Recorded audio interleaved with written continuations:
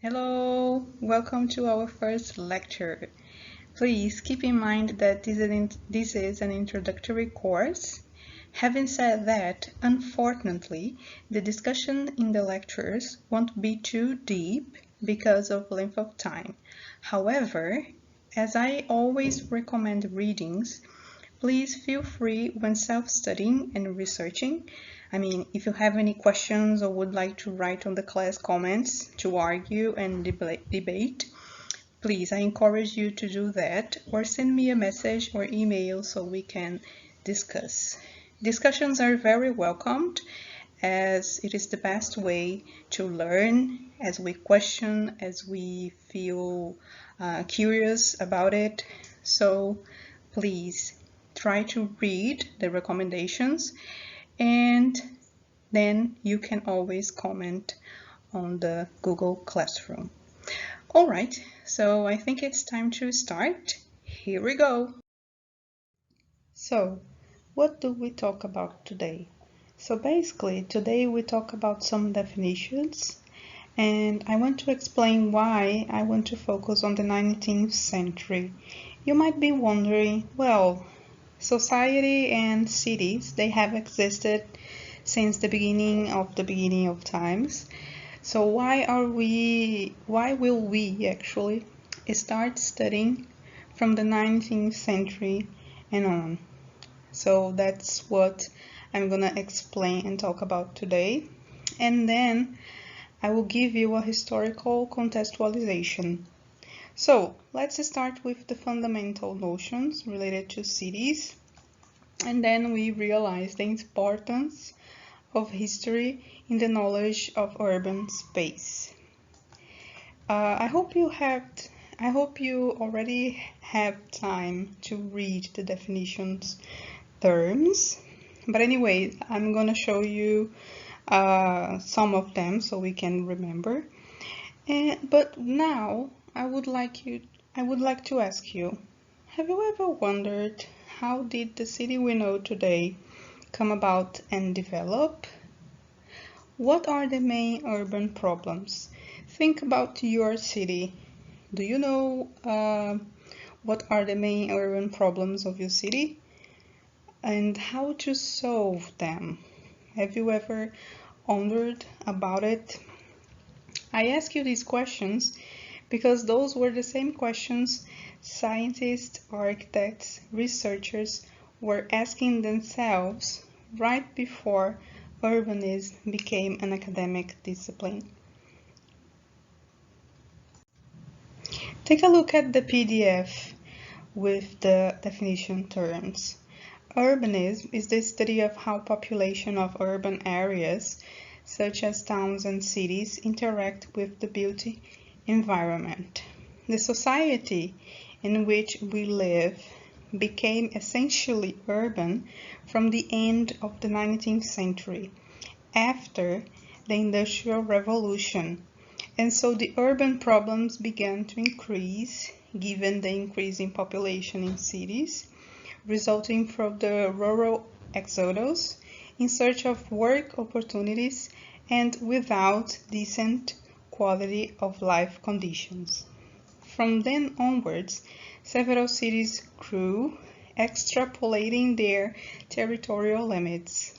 So, urban planning and proposals appear in an attempt to seek solutions to these problems with a specific pretension, and urban development models for cities are also created. Many of them utopian in order to organize the city spaces, its territories, and its various activities. It is in this context that urbanism emerged. So, taking a look at our class today, it's basically about the origins of urban thinking, the formation of a science, and the advent of the Industrial Revolution and the relation with urbanization process. Well, from the definition terms file, what I would like to you to pay attention is the word urban, which is related to city and it denotes a place.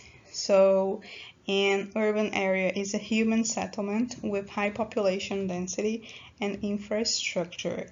So you have a place with different types of people and they organize themselves providing different services. And of course there is also infrastructure. So another word that it's important to highlight is the word urbanization, which is a process of which people move from rural to urban areas.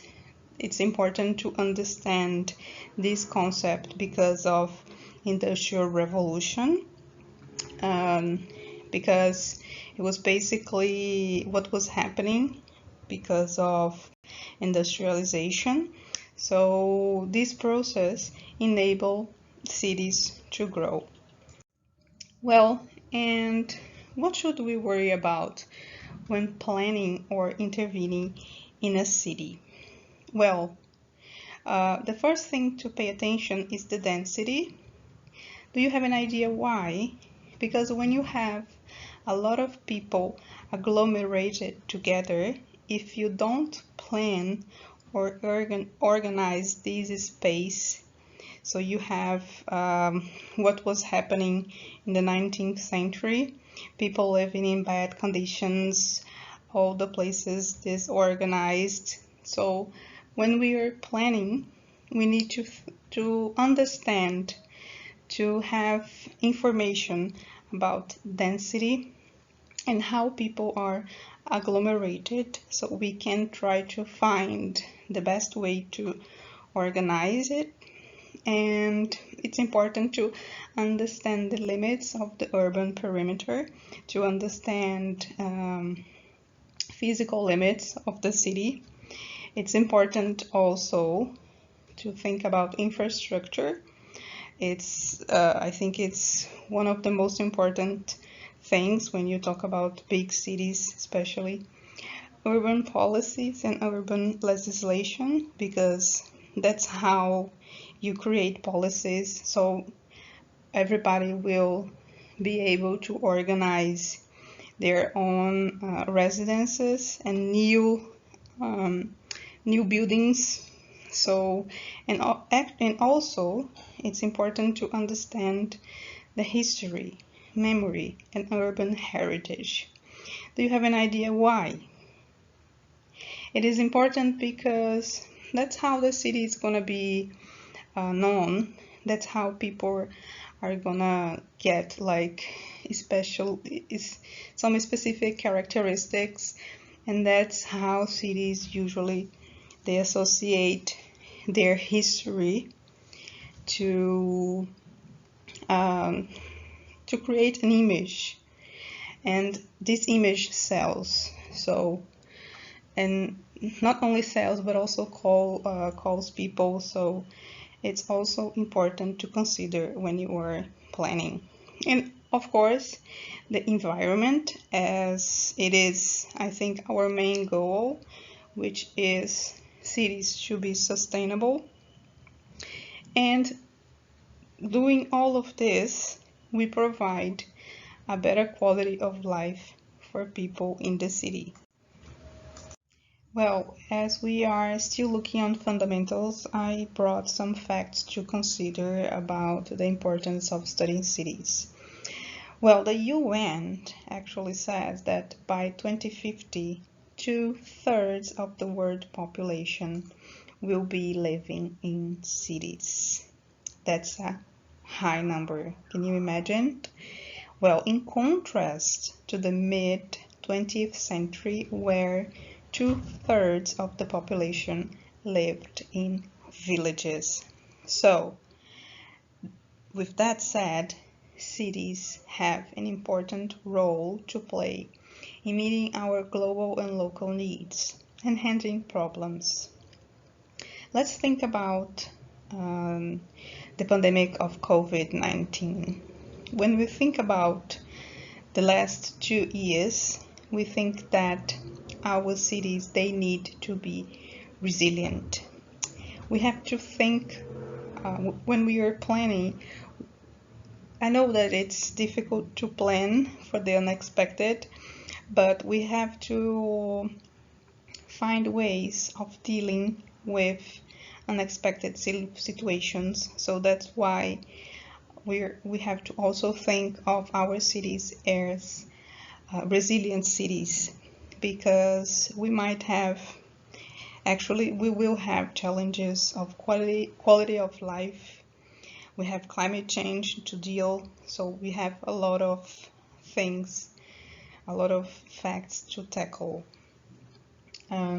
We actually, depending on the city, let's think about your city. Do you have any challenge about transport systems? If you do, it's probably because of density of people and how they are agglomerated. So we have also to call attention when we are planning cities. And I'm not only talking about architects and urbanists, because nowadays it is clear that we as citizens, we need to say, we need to show the politicians or whoever is in power in your city.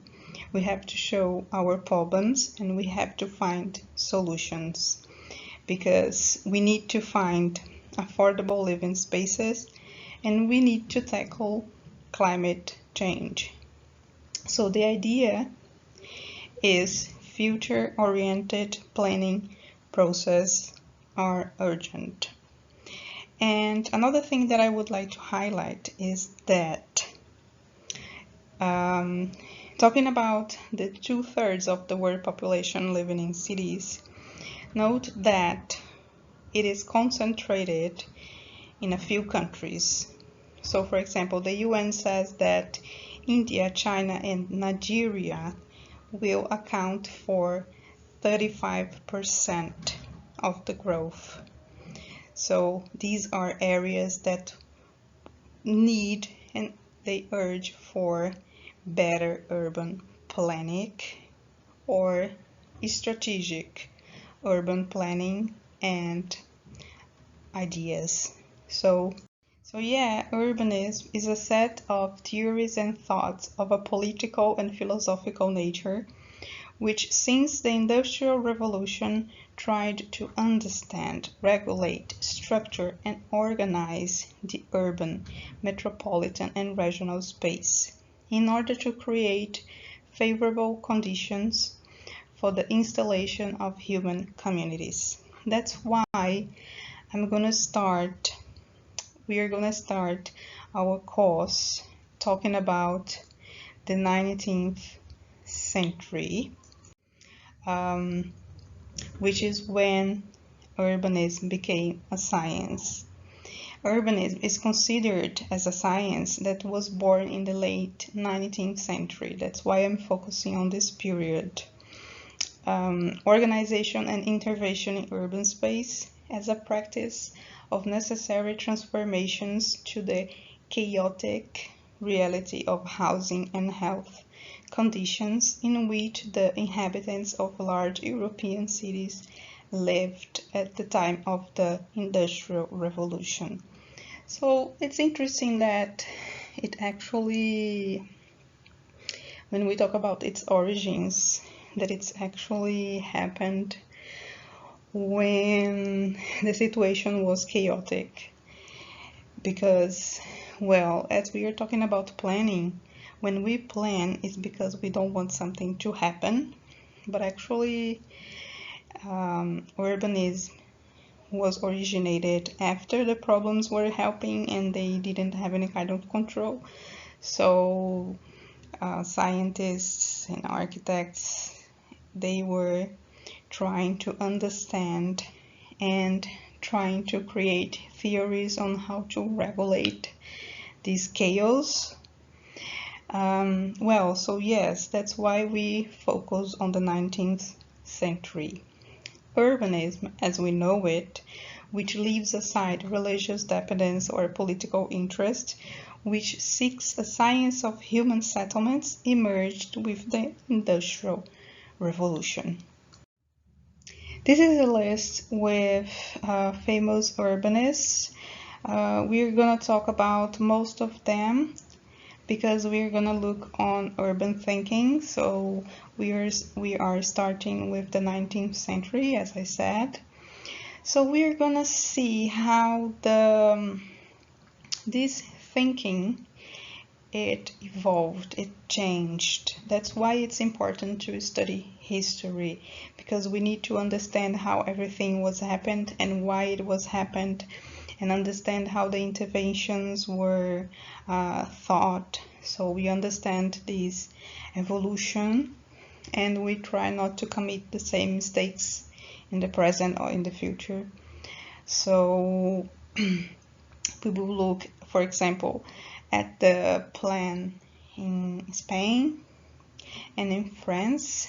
I think these are the most famous, and they influenced a lot, especially Hussmann. He influenced a lot of cities in Brazil, the way they were planned. We were gonna take a look at Howard, the Garden City, Lloyd Wright in the US with organic architecture. When we talk about modern times, we're going to talk about Le Corbusier, which is modern planning. He influenced a lot in Brazil in the construction of the new capital of Brazil, Brasilia. And I also put here, you guys can search on Google more about them. They all have different perspectives about cities and how they see. So it's important to study a little bit about them. You have Jaime Lerner, which he has, I think he actually won an award for the sustainable city of Curitiba. He was in London giving lectures about the case of Curitiba. Then you have Lucio Costa for the conception of Brasilia. And when we talk about, as I said, it is important to study history because we see the evolution of the theory, of the thoughts.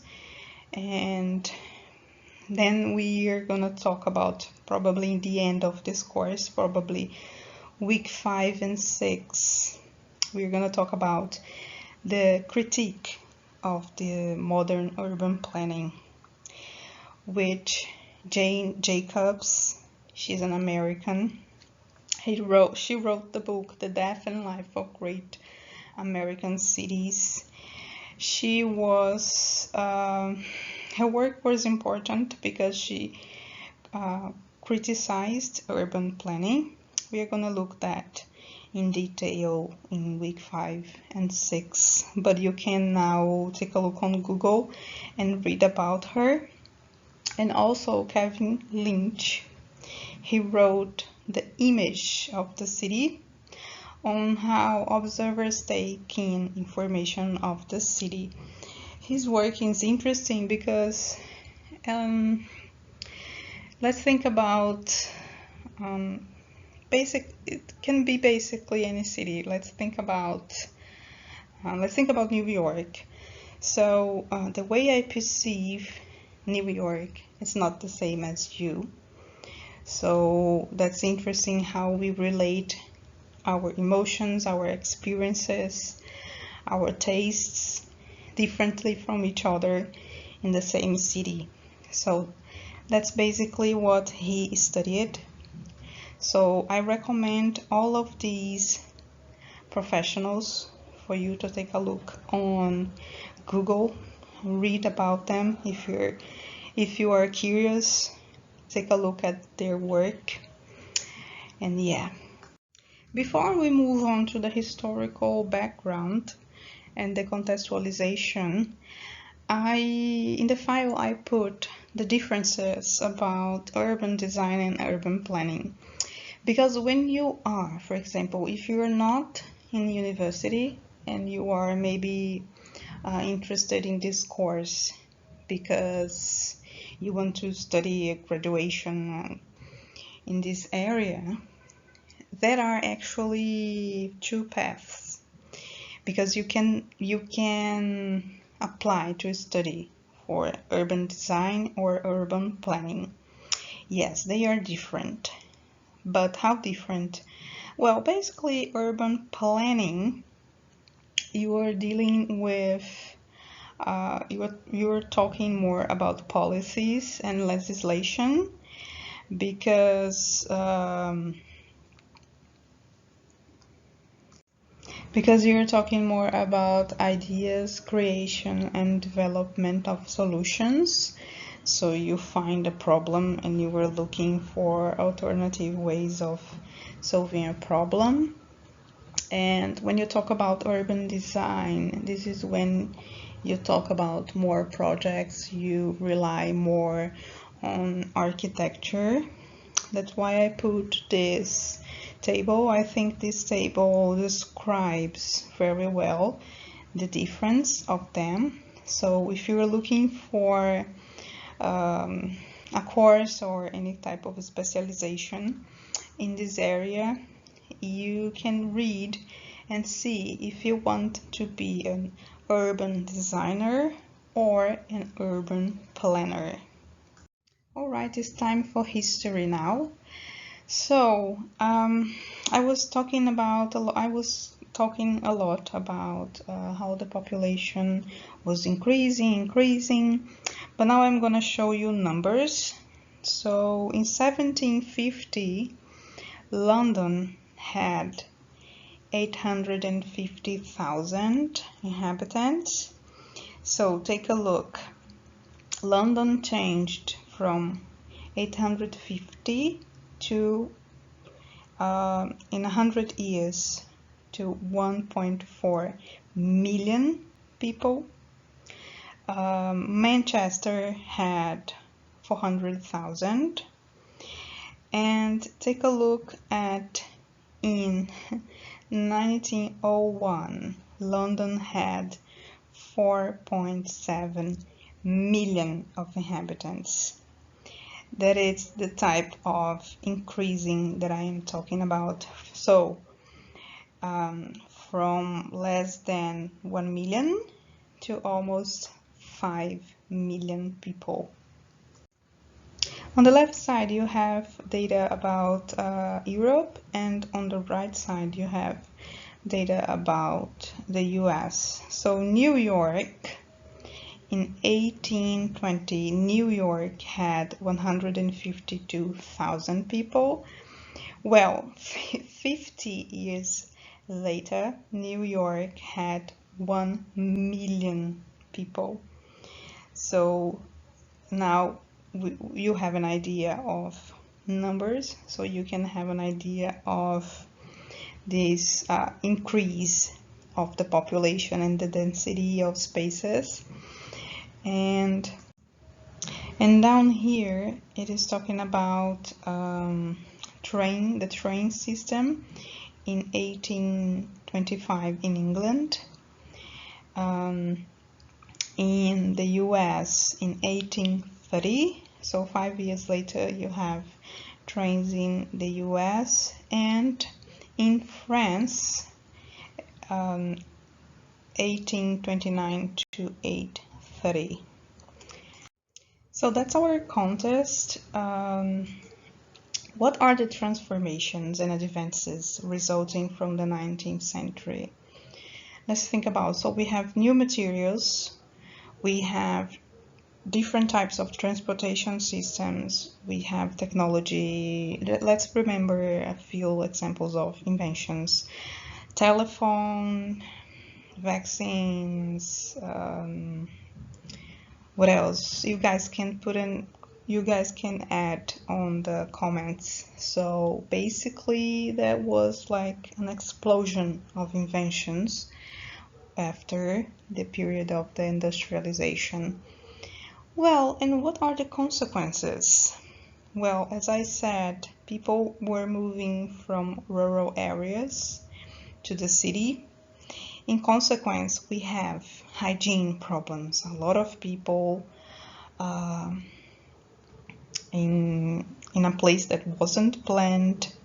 So we have a lot of people, a lot of angry people because they don't have proper infrastructure, no sewage, no lighting, it's not safe. We have overcrowded places, slums. So in this context, we have the urban discussion. It was when the urbanism as a discipline was born because something needed to happen. We need to do something to organize these chaos. You can take a look here in the map. This is London in the beginning of the 18th century.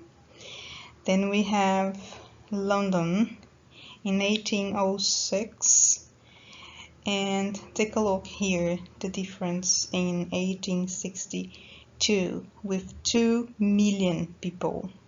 So something was needed to be done to organize everything.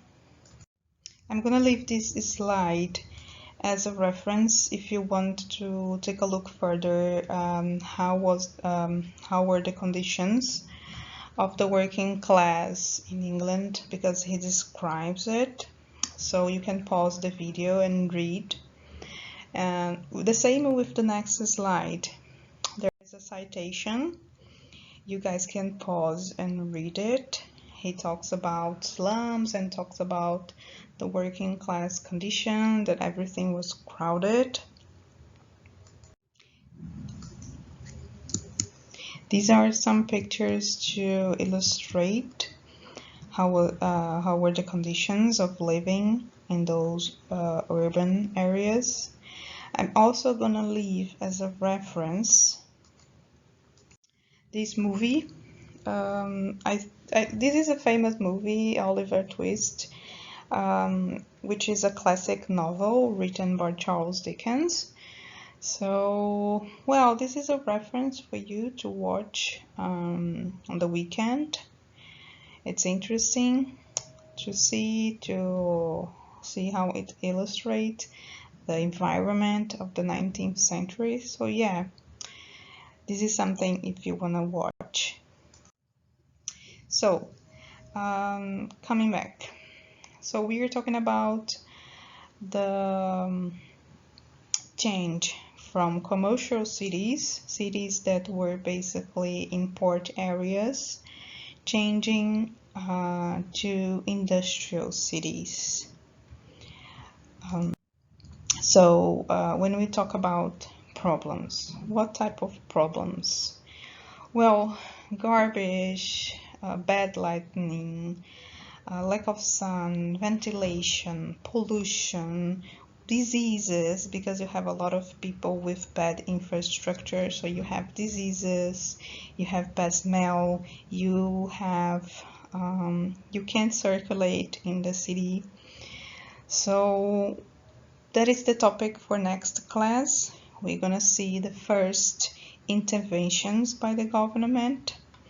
We're gonna talk about electricity, we're gonna talk about sewage. So this is just to introduce next class.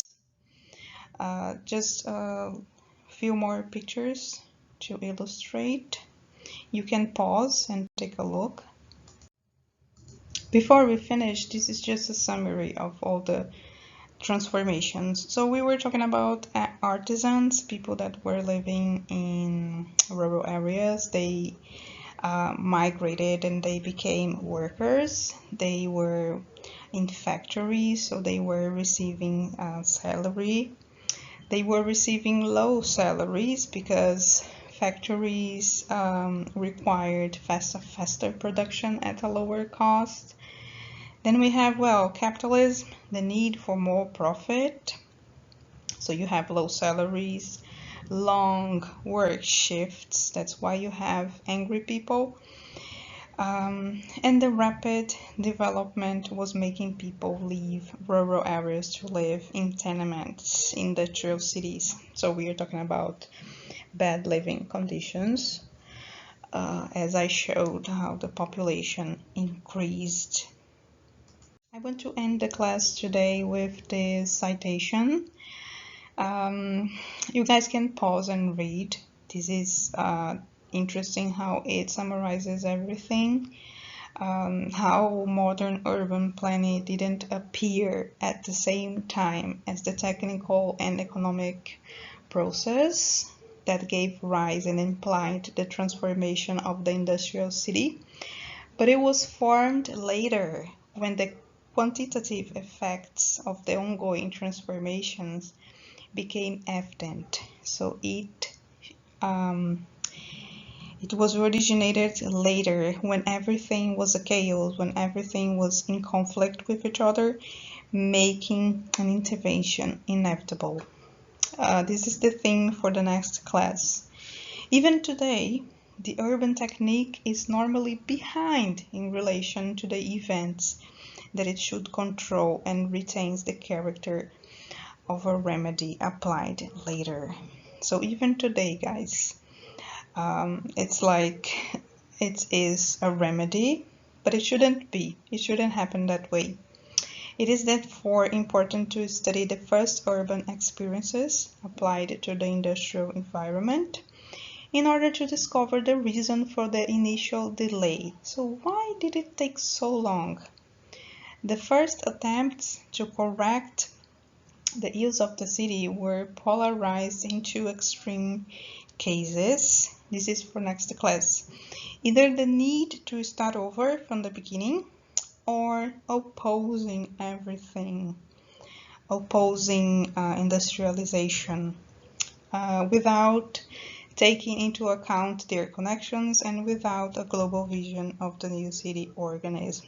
So take a look at this reference as well. For next class, we're going to talk about the first interventions. We're going to talk about these topics, and I'm going to leave the references here so you guys can pause and read. Thank you so much for watching. If you have any questions, please leave in the comments. And well, yes, enjoy, and I hope you read and you are curious to study more about cities. See you next week.